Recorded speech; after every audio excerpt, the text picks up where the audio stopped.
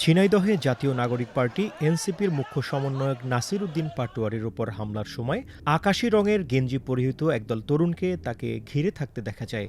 এ সময় এক তরুণকে পকেট থেকে অস্ত্র সদৃশ একটি বস্তু বের করে হামলা করতে উদ্যত হওয়ার একটি ভিডিও সামাজিক যোগাযোগ মাধ্যমে ছড়িয়ে পড়েছে। হামলার এক পর্যায়ে আশিক নামের এক তরুণ পকেট থেকে বস্তুটি বের করে মারতে উদ্যত হন।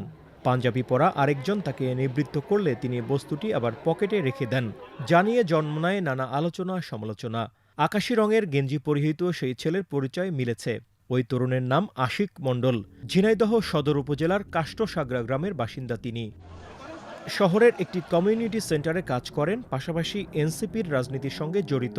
ছাত্রদলের দাবি ওই তরুণ গুপ্ত সংগঠনের সদস্য। তবে এনসিপি বলছে ওই তরুণ এনসিপির স্বেচ্ছাসেবক। পকেট থেকে বের করা বস্তুটি আগ্নেয়াস্ত্র নয়, আশিকের হাতে চায়না স্টিক ছিল, যা নিরাপত্তার জন্য রাখা ছিল। ২২ মে দুপুরে ঝিনাইদহ শহরের পুরাতন কালেক্টরেট জামে মসজিদে জুমার নামাজ পড়ার সময় নেতাকর্মীদের নিয়ে বের হচ্ছিলেন নাসির উদ্দিন পাটোয়ারি। এক পর্যায়ে পাশ থেকে তার উপর হামলা ও ডিম ছোড়ার ঘটনা ঘটে।